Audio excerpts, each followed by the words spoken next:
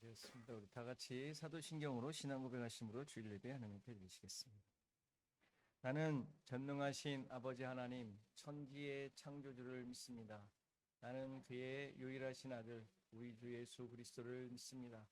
그는 성령으로 잉태되어 동정녀 마리아에게서 나시고 본디오 빌라도에게 고난을 받아 십자가에 못 박혀 죽으시고 장사된 지 사흘 만에 죽은 자 가운데서 다시 살아나셨습니다. 하늘에 오르시어 전능하신 아버지 하나님 우편에 앉아 계시다가 거기로부터 살아있는 자와 죽은 자를 심판하러 오십니다.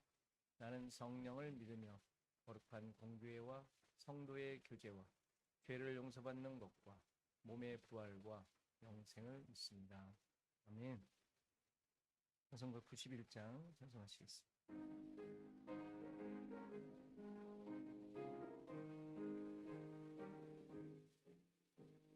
슬픈 마음 있는 사람 예수 이름 믿으며 영원토록 변함없는 기쁜 마음 얻으리.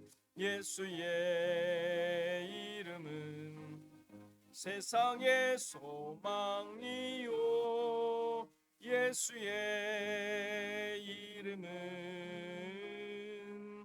천국의 기쁨일세. 거룩하신 주의 이름 너의 방패 삼아라. 환난 시험 당할 때에 주께 기도드려라. 예수의 이름은 세상의 소망이요 예수의 이름은 천국의 기쁨일세. 존귀하신 주의 이름 우리 기쁨 되도다. 주의 품에 안길 때에 기뻐 찬송 부르리. 예수의 이름은 세상의 소망이요 예수의 이름은 천국의 기쁨일세. 우리 갈 길 나간 후에 보좌 앞에 나아가 왕의 왕께 경배하며 멸류관을 얻으리. 예수의 이름은 세상의 소망이요 예수의 이름은 전국의 기쁨일세.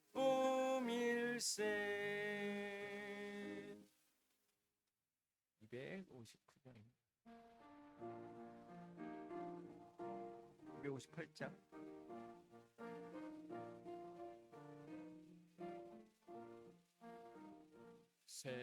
샘물과 같은 모혈은 주님의 피로다.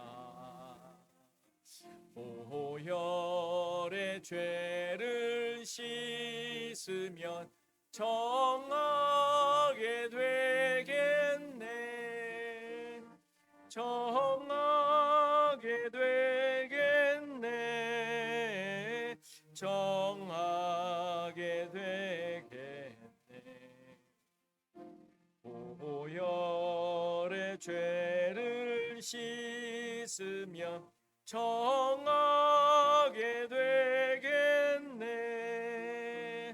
저도적 회개하고서 모혈에 씻었네. 저도적 같은 이 몸도 죄 씻기 원하네. 죄 씻기 원하네. 죄 씻기 원하네. 저 도적 같은 이 몸도 죄 씻기 원하네.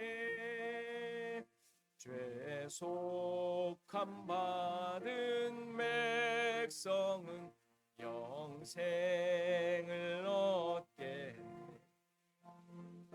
샘솟듯 하는 피권세 한없이 크도다. 한없이 크도다. 한없이 크도다. 샘솟듯 하는 피권세 한없이 크도다. 날 정케 하신 피 보니 그 사랑 한없네. 살 동안 받는 사랑을 늘 찬송하겠네. 늘 찬송하겠네. 늘 찬송하게. 살 동안 받는 사랑을 늘 찬송하겠네. 이후에 천국 올라가 더 좋은 노래로 날 구속하시는 예를 늘 찬송하겠네. 늘 찬송하겠네. 늘 찬송하게. 날 구속하시는 예를 늘 찬송하겠네.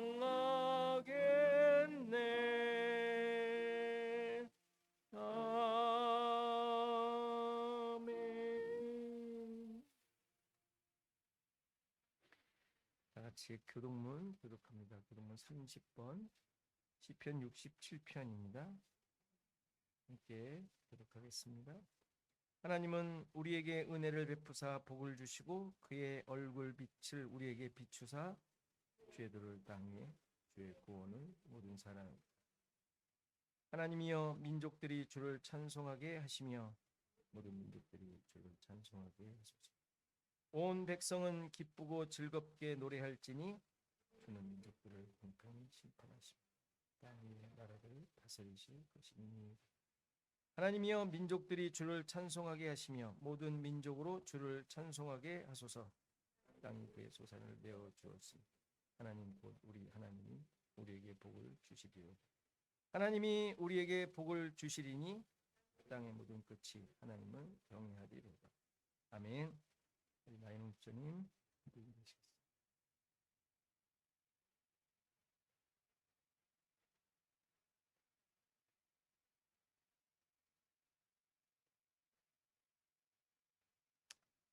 이 자리에 불러주시게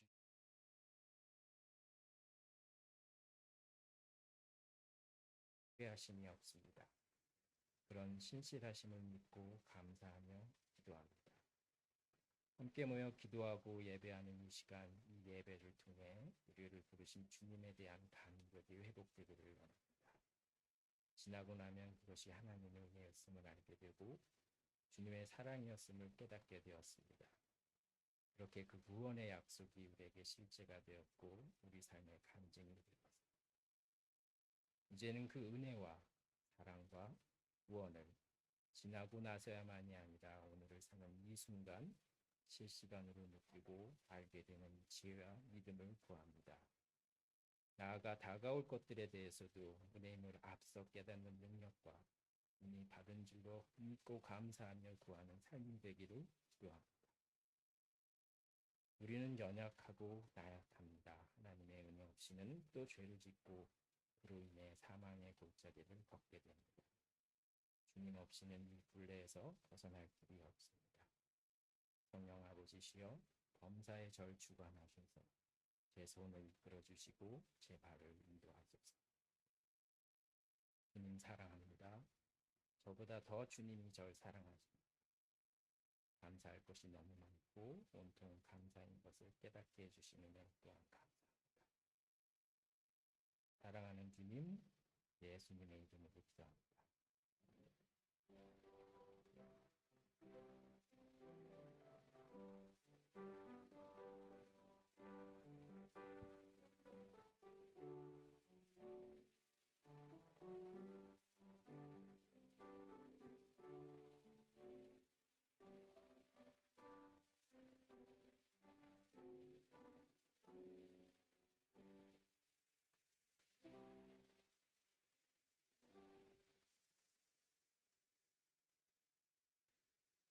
시간 다 일어나셔서 하나님의 말씀 받으시겠습니다. 하나님의 말씀은 누가복음 15장 11절에서 32절 말씀입니다.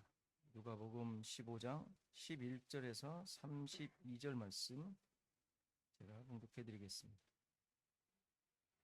또 이르시되 어떤 사람에게 두 아들이 있는데 그 둘째가 아버지에게 말하되 아버지여 재산 중에서 내게 돌아올 분깃을 내게 주소서 하는지라.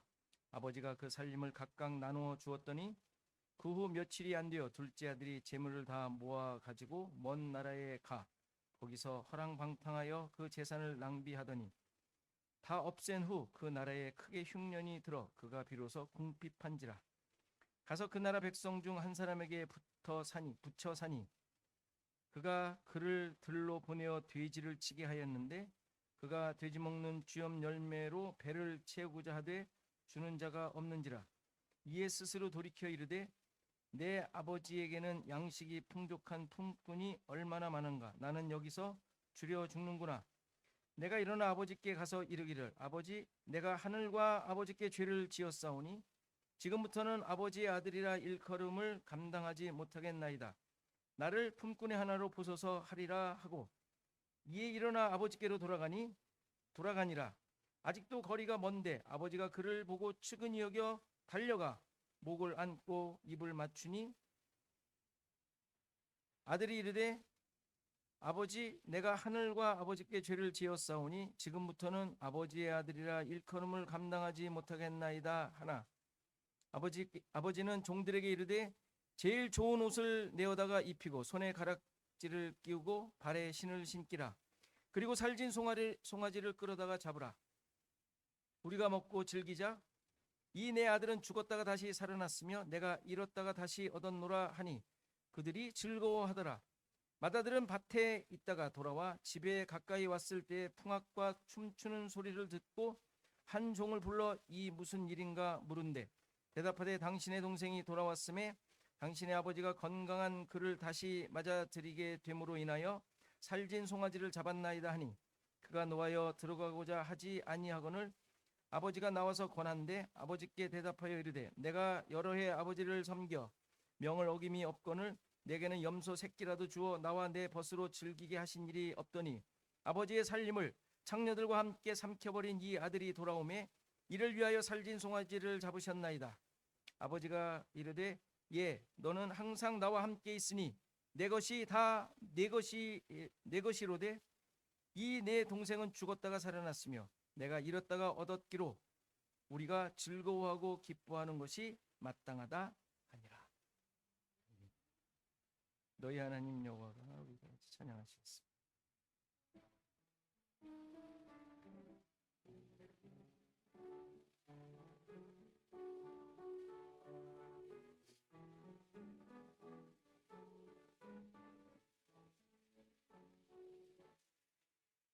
너의 하나님 여호와가 너의 가운데 계시니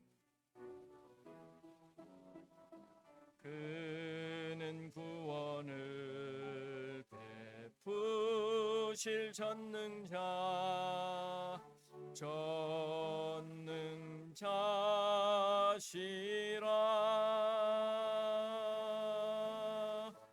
그가 너로 인하여 기쁨을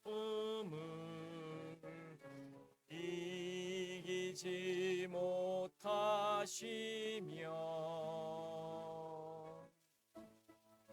너를 잠잠히 사랑하시며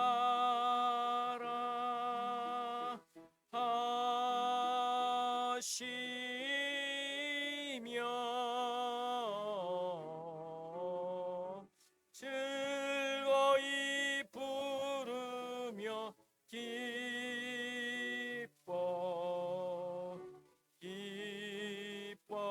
기뻐하시. 너의 하나님 여호와가, 다시 한번 합니다. 너의 하나님 여호와가 너의 가운데 계시니 그는 구원을 베푸실 전능자시라.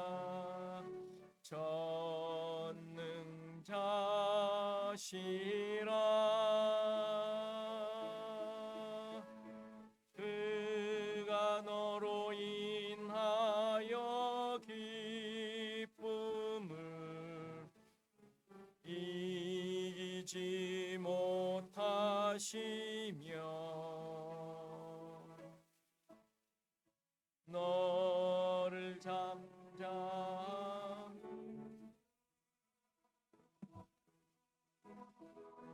하시며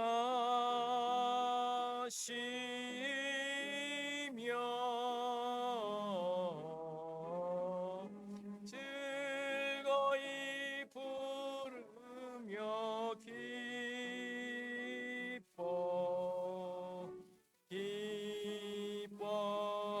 기뻐하시리. 그가 너로 인하여 기쁨을 그가 너로 인하여 기쁨을 이기지 못하시며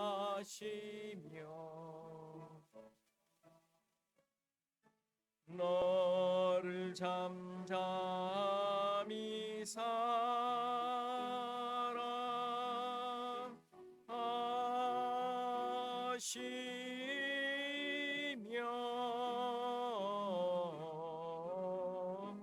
즐거이 부르며 기뻐하시.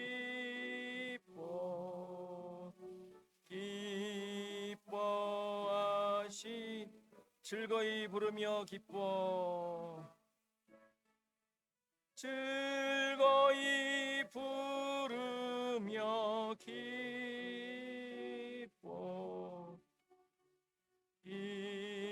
기뻐하시리라.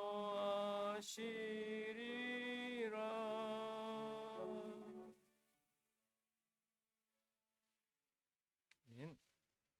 우리 옆집 사람, 옆 사람과 인사하시겠습니다. 네, 우리 윤희가 오랜만에 나왔습니다. 네, 반갑습니다.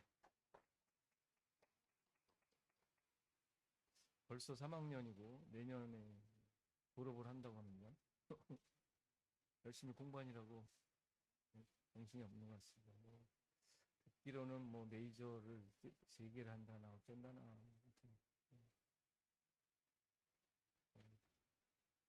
방학 동안에 잠깐 또 이제 한국에 또 갔다 온다고 합니다. 잘 갔다 오라고 기대해 주시고. 그리고 지금 양 집사님 그 시어머니께서 심장 폐에 좀 이렇게 문제가 있어서 병원에 가셨다고 합니다. 그래서 갑작스럽게 가신 것 같은데 이제 기대해 주시고, 소식 아무튼 또 들리는 대로 이렇게 말씀드리겠습니다.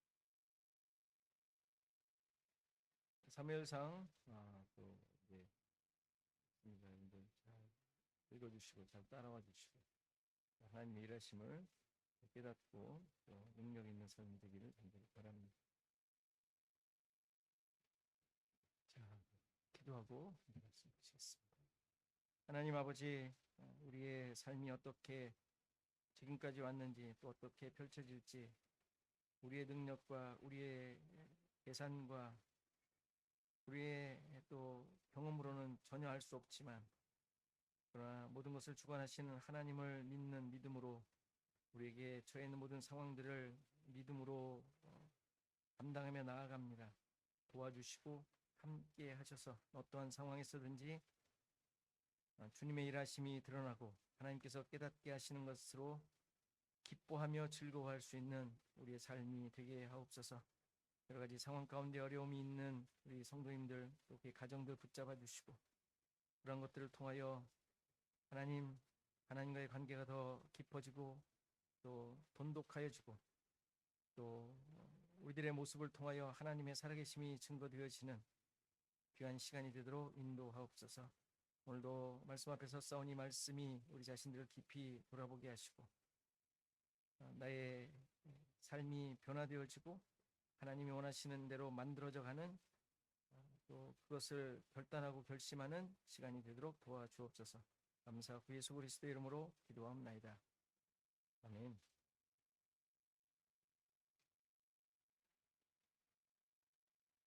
오늘 비유는 여러분들도 또 모든 비유가 그렇지만 잘 아는 비유입니다. 소위 우리가 탕자의 비유라고 하죠. 탕자라고 한 이유가 뭡니까? 자기에게 돌아올 유산, 재산의 분깃을 받아가지고 먼 곳에 가서 허랑방탕하게 허비했기 때문에 지은 이름이죠. 저럴 수가 있어 하는 마음에 탕자라고 지은 것입니다.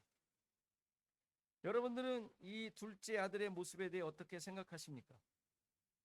당연히 우리의 기준, 윤리도덕적으로 볼 때 자기 욕심을 차리고 또 가정의 분위기를 굉장히 안 좋게 만든 그런 자임은 분명해요. 그런 그가 자신의 처지를 깨닫고 아버지께로 돌아오는 그런 장면을 볼 때 이 비유가 돌아온 탕자, 회개한 탕자라는 모습으로 볼 수 있을 것입니다. 그래서 회개하자, 나쁜 짓을 했다가도 빨리 돌아오자,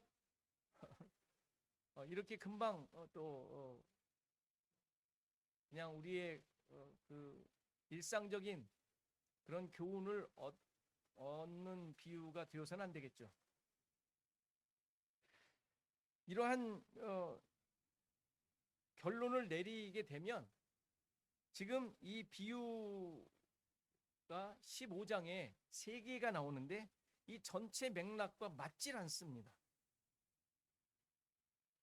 뿐만 아니라 인간의 반응이 하나님의 은혜에 대한 조건처럼 보인다는 데 큰 문제가 있어요. 여러분들이 어떻게 하면 하나님이 주시고 안 하면 하나님이 안 주시고, 그런 것이 은혜입니까? 그렇지 않죠? 여러분들이 회개하면 그래, 뉘우치는군, 내가 잘해줄게, 이러냔 말이에요. 여러분들 그렇게 생각하세요? 가끔 여러분들이 하는 일이 잘 안 되면 내가 뭐 잘못했나 이런 생각 하시잖아요. 1차적으로 너무 쉽게. 그런 하나님이면 좋겠어요? 아니, 그런 하나님을 모시고 있냔 말이에요. 믿고 있냔 말이에요. 아닌데도 우리는 나도 모르게 그렇게 생각을 해요. 저 사람에게 하나님이 벌도 안 주시나? 뭐 이런 생각. 물론 15장의 그 비유 3가지의 주제는 회개가 맞아요. 그런데 앞에 두 비유가 보여주는 회개의 모습이 우리가 생각하는 것과 사뭇 다르다는 사실이에요. 첫 번째 비유는 지금 통틀어서 하는 거예요. 하나씩 하려다가 시간이 넘어가서. 첫 번째 비유는 양 100마리가 있는데 그 중에 한 마리를 잃어버립니다. 잘 아시죠? 한 마리를 잃어버렸는데 주인이 이 양을 찾기 위해 99마리를 들에 놔둔 채 한 마리를 찾으러 나섭니다. 찾기까지 찾아요. 그리고 그것을 찾아내면 이웃을 불러 잔치를 하는데, 그러면서 결론이 뭐예요? 잔치를 하고 다 기뻐하면서 그 결론을 어떻게 내립니까? 이처럼 죄인 한 사람이 회개하면 하늘에서 회개할 것이 없는 의인 99으로 말미암아 기뻐하는 것보다 더하다. 이 비유의 결론에 대해서 이해가 되세요? 기분 나쁘지 않아요? 그래도 돼요? 여러분들은 99배요 잃어버린 한 마리예요. 다 잃어버린 한 마리 갖고 싶잖아요. 그런 거인 거로 생각하잖아요. 그렇죠? 그러면 좋겠어요? 99은 어떻게 하고? 그렇죠? 잃어버린 한 마리가 맞아요, 우리가. 99은 어때? 근데 찾았는데 그게 한 영혼이 회개한 것으로 얘기를 한단 말이에요. 그렇죠? 잘 생각하셔야 돼요. 그냥 막 우리가 아무 생각 없이 막 지나갔던 내용. 두 번째 비유는 10드라크마가 있는데 하나를 잃어버리면 그것을 찾기 위해 온 집안을 샅샅이 뒤진다는 거예요. 그럴만하죠. 여러분들 뭐 잃어버리면 그렇게 다 뒤지잖아요. 아주 그냥 대청소하듯이 다 뒤지지 않습니까? 그렇죠? 귀걸이 하나 없어졌어요. 그러면 안 찾으세요? 비싼 거야. 찾을 것 아닙니까? 분명히 집에서 잃어버린 거 확실하다면. 그렇잖아요. 그런데 집안을 그렇게 다 찾다가 찾으면 어떻게 해요? 이웃을 불러 기뻐하며 잔치를 한대요. 그래서 이거의 결론이 어때요? 이것도 결론이 똑같아요. 이처럼 죄인 한 사람이 회개하면 하나님의 사자들 앞에서 기쁨이 된다고 얘기를 해요. 이 두 비유를 볼 때 회개가 어떤 모습이에요? 회개가 어떤 거예요? 그 누군가가 잘못을 뉘우치고 돌아오는 개념이 아니라는 것을 알 수 있죠. 그렇죠? 양이 지가 돌아온 게 아니잖아요. 잃어버린 양. 잃어버린 한 드라크마가 지가 찾아와가지고 제가 주인의 주머니에서 제가 몰래 나갔어요. 이러지 않잖아요. 그게 아니잖아요. 잃어버린 거 누가 잃어버렸어요? 주인이 잃어버린 거예요. 어떻게 보면. 아니면 지가 갔던지 양 같은 경우는. 어쨌건 회개라는 게 지가 돌아온 게 아니잖아요. 주인이 잃어버린 것을 찾고 그것을 찾은 기쁨을 나누는 것으로 회개를 이야기하네요. 그렇죠? 잃어버린 한 마리의 양이나 한 드라크마가 스스로 돌아온다는 의미는 없어요. 잃어버린 주인이 열심으로 찾는다는 사실이 회개를 가능하게 하는 원인이고 근거라는 것을 알려줘요. 그렇죠? 요약한다면 두 비유를 통해 회개는 인간의 결단이 아니라 끝까지 찾아내시는 하나님의 열심과 은혜에 있음을 말하고 있는 것을 알게 돼요. 그리고 나서 두 아들의 비유로 가요. 이러한 기준과 사실을 가지고 우리가 말하는 이 탕자의 비유를 볼 필요가 있어요. 그런데 본문을 보면 이런 기준을 가지고 보기에 뭔가 석연치 않은 부분이 나와요. 17절에 보면 탕자가 스스로 돌이켜 돌아올 결심을 한다는 표현이에요. 17절에 그렇게 나오죠. 이에 스스로 돌이켜. 마치 탕자가 스스로 회개에 이른 것처럼 보인다는 사실이죠. 정말 그럴까요? 여러분들 가만히 있다가 생각하다가 내가 그거 잘못했어. 그 사람한테 가서 용서를 빌어야지. 뭐 이러잖아요. 이런 경우 가끔 있잖아요. 막 생각하다가 왜 생각하죠? 뺄게름 했으니까 자기도 뭔가 있었던 것이죠. 아무튼 탕자가 약간 그런 것 같은 느낌이에요. 우리가 창세기를 보면서 알게 된 사실이 하나 있습니다.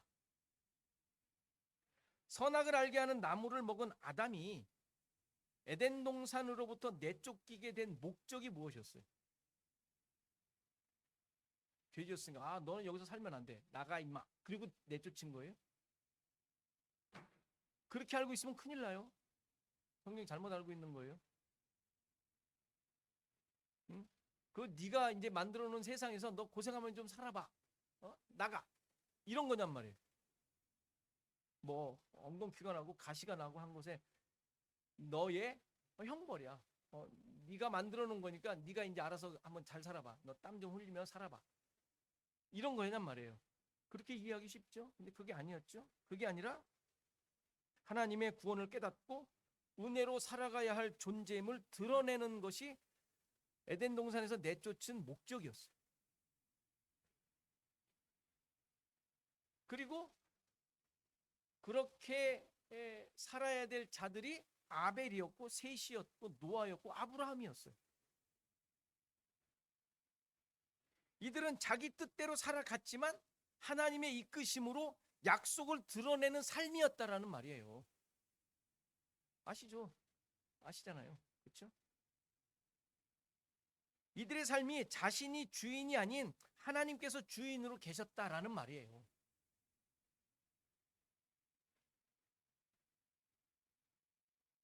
왜 아담이 선악을 알게 하는 나무를 먹게 하셨죠? 왜 가인이 아벨을 죽이도록 그냥 내버려 두셨나는 말이에요. 왜? 왜 이스마엘이 태어나도록 하시죠? 빨리빨리 주시지. 이삭을. 왜 야곱이 거짓으로 자기 생애를 만들어 가도록 하셨냔 말이에요. 왜? 다 알려주셔놓고. 왜 노아가 술을 먹고 인사불성이 되어 옷을 벗는 추태를 보이게 하셨냐고요. 왜? 다 우리 공부한 내용. 그 외 수많은 약속의 자녀들에게 이해 안 되는 상황이 펼쳐지도록 하신 이유가 뭐냔 말이에요. 다윗이 왜 우리아의 아내를 취하도록 그냥 내버려 두셨냔 말이에요. 왜? 그 모든 사건과 상황을 통하여 하나님의 구원과 은혜를 보여주시기 위해서였어요. 다른 목적이 없어요. 오늘 비유에서도 둘째 아들이 자기가 받을 몫을 요구하는 말도 안 되는 상황이 펼쳐지는데 왜 아버지가 왜 막지 않죠? 놀랍게도 아버지는 반대하지 않고 그대로 허락을 해요. 당시 상황에서는 있을 수도 없는 일이에요. 유산은 아버지가 죽어야 받을 수 있는 것이기에 둘째 아들의 요구는 무슨 의미가 돼요? 아버지, 빨리 죽었으면 좋겠다. 이런 내용이 포함되어 있는 거예요. 아버지의 생명을 달라는 요구와 다름이 없는 모습이었단 말이에요. 폐륜하죠.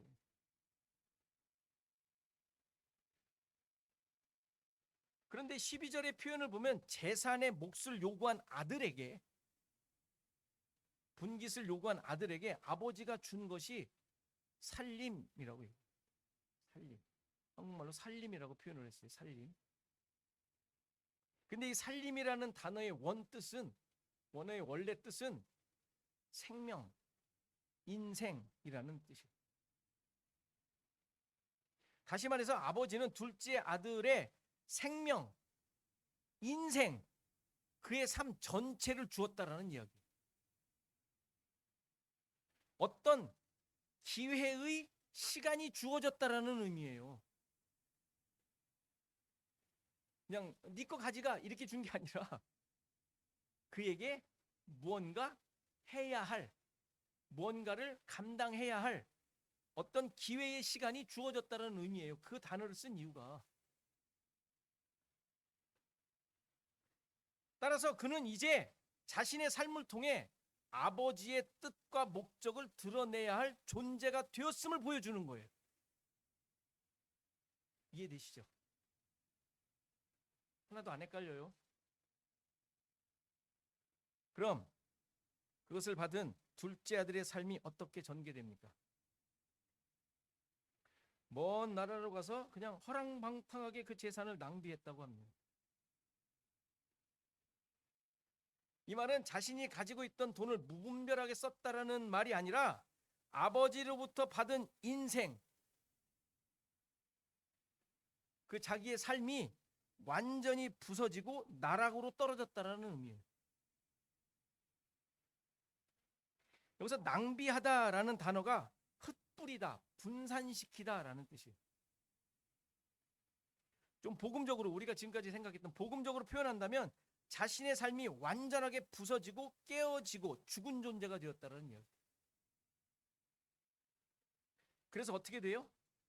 돼지가 먹는 것조차 먹지 못하는 돼지보다도 못한 존재가 돼요. 아버지가 생명을 주어서 자기 자신의 존재 가치가 어떤 것인지를 깨닫게 되었다라는 이야기예요.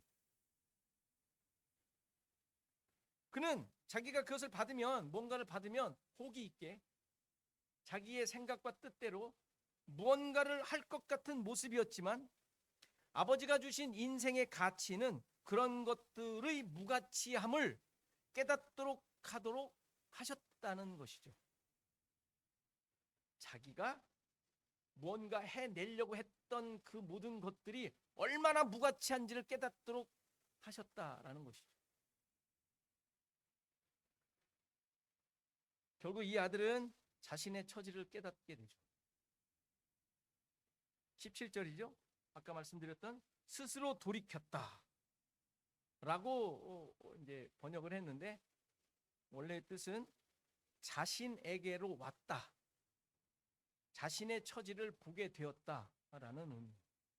자기에게로 왔다라는 뜻이에요. 자기 자신이 얼마나 처절한 존재인지 가치가 없을 정도가 아니라 죽은 존재임을 보게 된 것이죠. 그리고 그의 시선이 어디로 가죠? 아버지 집으로 향하게 됩니다. 거기에 무엇이 있어요? 양식이 있죠. 양식은 뭐예요? 진리, 말씀이 있음을 깨닫게 돼요. 그러니까 진리가 없는 자신이 죽은 존재임을 고백하는 거예요.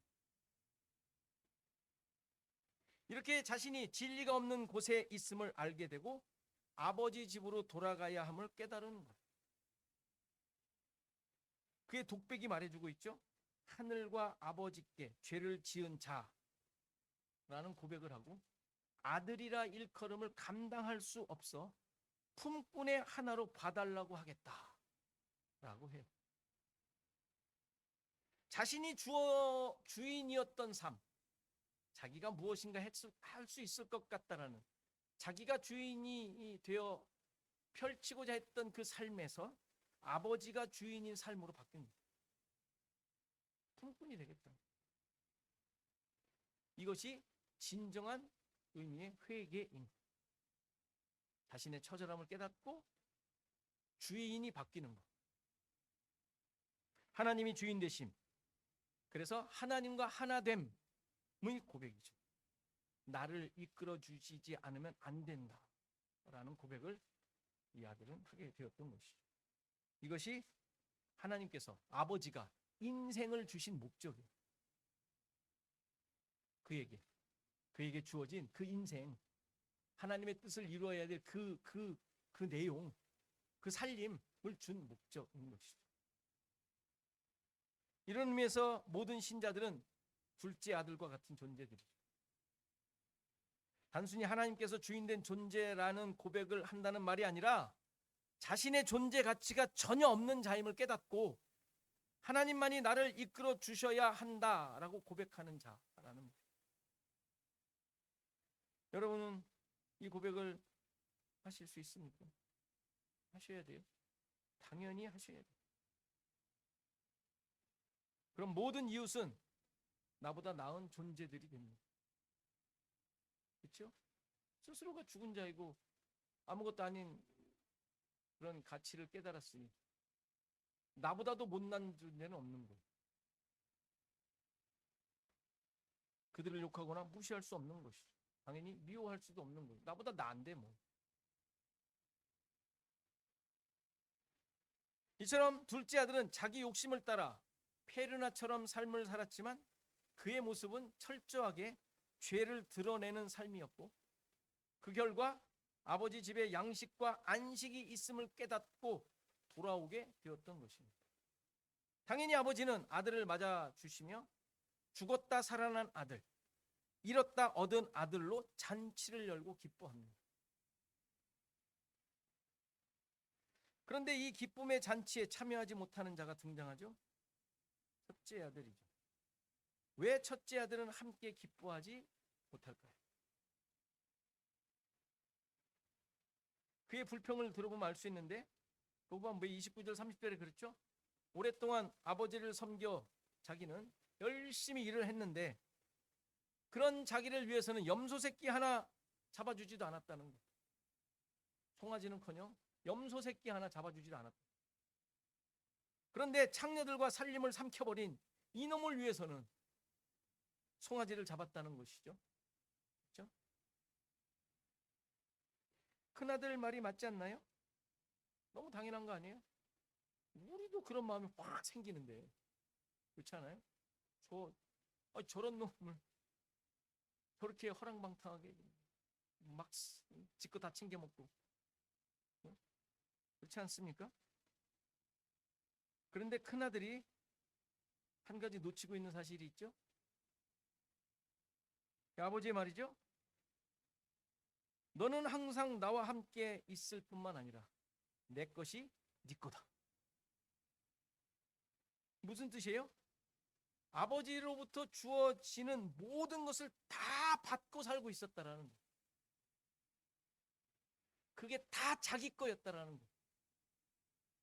실제 앞서 유산을 나눴으니까 그 동생은 지 거 가져갔잖아요.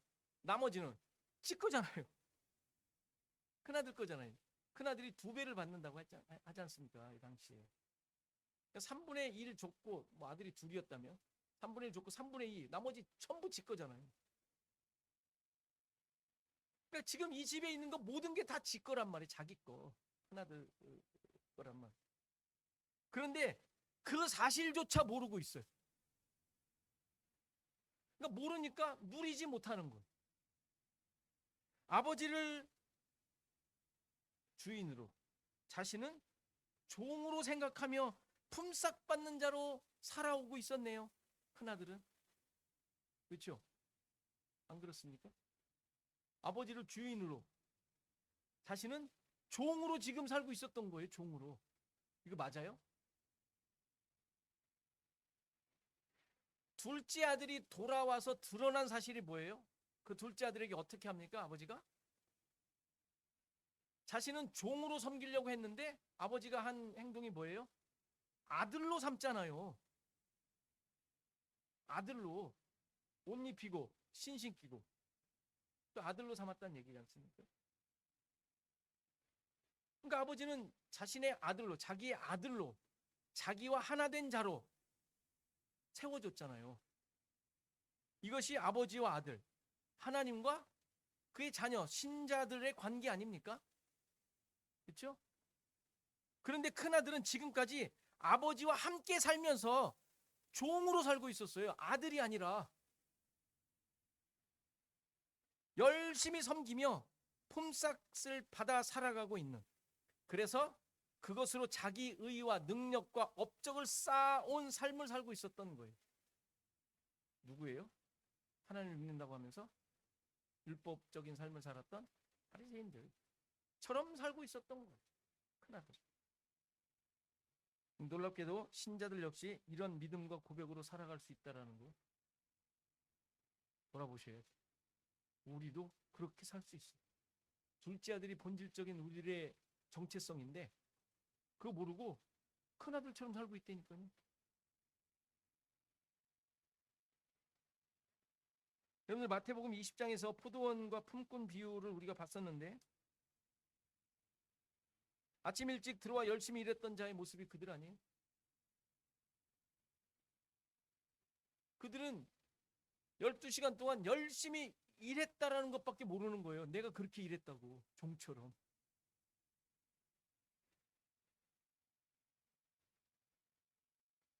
하루 종일 주인과 함께 기쁨과 감사로 일했어야 하지 않아요? 그렇죠? 근데 그런 줄 알았지? 근데 결정적일 때, 품삯을 받을 때 그렇게 일한 것이 아님이 드러나잖아요. 그렇죠? 그러니까 하나님 나라의 삶을 모르니까 그렇게 되는 거예요. 우리가 그럴 수 있어요. 하나님 나라의 삶, 우리의 정체성을 잘 모르면 어느 순간에 아, 쟤도 그랬는데요. 그런다니까요, 우리가. 아, 저 사람, 쟤는요, 나보다 못했잖아요. 나도 모르게 그렇게 하는 아주 그 율법적인 그 속성이 나도 모르게 드러나요. 하나님 왜 쟤는 저렇게 잘해 주시죠? 나도 모르게 튀어나온다니까요. 이 비유에서 진짜 잃어버린 아들은 큰아들일지 몰라요. 큰아들일 수 있어요. 진짜 잃어버린 아들. 같이 있는데 아들이 아닌, 같이 살고는 있는데 있는 둥 마는 둥, 있었나 존재감이 없는, 여전히 종으로 하나님 나라에 사는 거예요. 아들이 아닌. 내가 애쓰고 힘써서 나의 즐거움을 얻고 기쁨을 만들어 사는 것이지 않습니까? 우리 자칫 고개만 돌리면 이렇게 살고 있는 우리 자신들을 발견할 수 있어요. 내가 진짜 기쁨이 무엇인지, 내가 무엇을 근거로 살아가고 있는지. 우리 한눈만 팔면 세상 사람과 하나도 다르지 않거든요. 그래서 우리의 신앙생활을 그런 수단으로 삼고 살고 있는 거예요. 뭐 안 되면 기도해가지고 얻어내려고, 뭐 잘 되면 잘 됐다고 그냥 그때 좋아가지고 막 감사하고. 많은 신자들이 교회 생활을 하고 봉사하며 여러 가지 신앙의 내용들을 하면서 그것으로 말미암은 어떤 보상과 유익을 얻으려고 그런단 말이에요. 여러분들 그런 보상과 유익이 없다면 안 하실래요? 그런 사람들 수두룩해요. 내가 왜 뭐 교회가 여기밖에 없어? 뭐 이러면서. 너무 웃기지 않습니까? 하나님하고 딜을 하려고 그래요. 하나님의 일을 한다고 하면서. 그리고 상황에 의해서 주변 사람들에 의해서 이런 것들이 왔다리 갔다리 하지 않습니까? 큰아들처럼 살고 있는 거예요. 큰아들. 남을 보며 나의 신앙생활을, 하나님과의 관계를 비교하려고 그런단 말이에요. 큰아들이죠. 하나님의 일하심은 나의 유익에 있지 않습니다. 그렇죠? 나 중심적으로 보려고 하지도 말고, 이해하려고 하지도 말고, 해석하려고 하지도 말고, 아울러 다른 사람의 모습도 똑같이 생각하셔야 돼요. 내가 원하는 것을 얻도록 일하시지도 않습니다. 제발 그런 걸로 매달리지 마세요. 하나님의 주인 되심만으로 기뻐하기를 원하세요. 하나님의 함께 하심으로 살기를 원하세요. 그게 하나님 나라잖아요. 하나님 나라. 하나님 나라 백성이고 그걸로 끝. 그렇죠? 거기에 뭐가 있어서 뭐 하고 이게 아니라, 그렇다면 모든 사람에게 우리의 가진 것, 우리가 할 수 있는 모든 그 내용들을 나눌 수가 있는 거예요.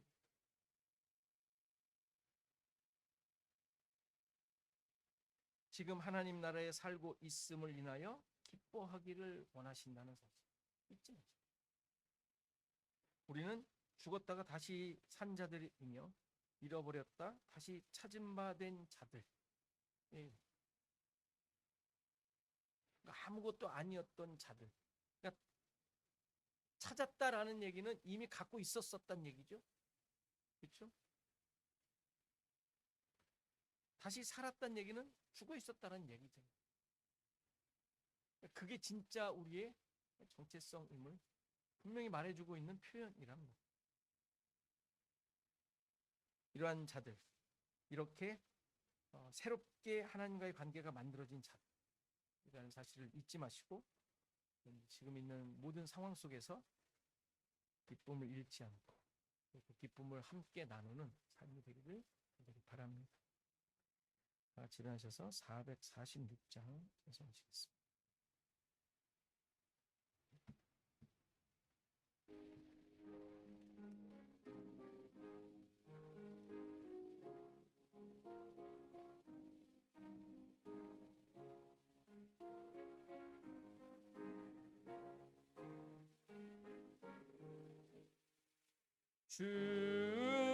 음성 외에는 참 기쁨 없도다. 날 사랑하신 주 늘 계시옵소서. 기쁘고 기쁘도다. 항상 기쁘도다. 나 주께 왔사오니 복 주옵소서. 나 주께 왔으니 복 주시옵소서. 주 함께 계시면 큰 시험이기네. 기쁘고 기쁘도다. 항상 기쁘도다. 나 주께 왔사오니 복 주옵소서. 주 떠나가시면 내 생명 헛되네. 기쁘나 슬플 때 늘 계시옵소서. 기쁘고 기쁘도다. 항상 기쁘도다. 나 주께 왔사오니 복 주옵소서. 그 귀한 언약을 이루어 주시고 주 명령 따를 때 늘 계시옵소서. 기쁘고 기쁘도다. 항상 기쁘도다. 나 주께 왔사오니 복 주옵소서. 아멘.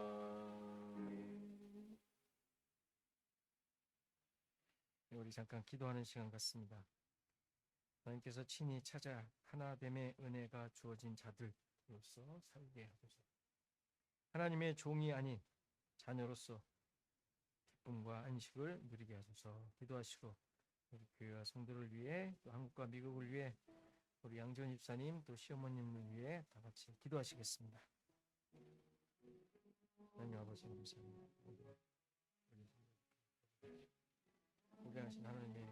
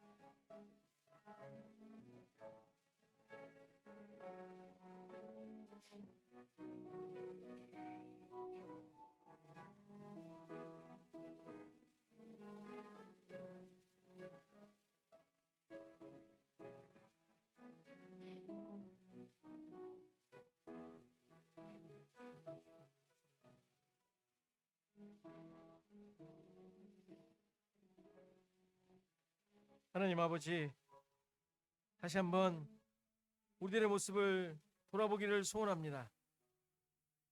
지금까지 살아온 또 나에게 펼쳐져 있는 그 상황들, 정말 하나님께서 나에게 주신 하나님의 뜻을 이루고 하나님의 목적이 이루어지는 그런 삶인 줄 믿사오니 다시 한번 주님이 주인 되시고 주님의 뜻이 이루어지는 삶임을 우리 마음속 깊이 새기고 우리의 생각 속에 새겨지게 하옵소서.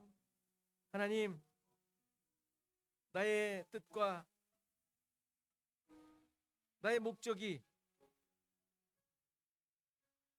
나의 인생을 주장하는 것이 아니라 하나님께서 원하시고 계획하신 것들이 나의 삶을 이끌게 하시고 또 거기에 순종할 수 있는 믿음이 있게 하옵소서. 주님이 함께 하심으로 주님이 주인 되심으로만 우리에게 참 기쁨과 안식이 있음을 깨닫고 고백하게 하시고 순간순간마다 세상의 수많은 일들과 가치들이 우리 가운데 펼쳐질 때 이러한 하나님의 목적과 하나님의 이끄심을 깊이 돌아보며 우리의 행동과 우리의 결단들이 바르게 세워질 수 있도록 하나님 도와주시고 인도하여 주시옵소서. 흐트러지지 않게 하시고 말씀에 굳게 서 우리에게 주어진 그 생애를 감당해 나가는 우리 모두가 되게 하시고 주님, 우리 서로가 이러한 하나님의 백성임을 깨달아 함께 기뻐하며 즐거워하는, 함께 북돋으며 나아가는 참다운 신앙 공동체로 이 시대를 밝히는 우리 모두가 되게 하옵소서.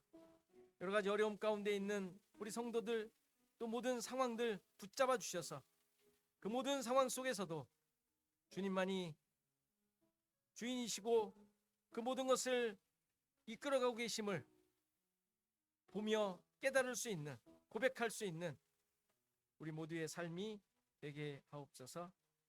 이제는 예수 그리스도의 은혜와 하나님의 크신 사랑과 성령의 감화, 감동, 교통하시며 함께 하시니 오늘 예배한 모든 성도들 머리머리 그들의 생업과 가정과 자손 대대 위에 시애틀 주언약교회 위에 이제부터 영원토록 함께 계실지어다. 아멘.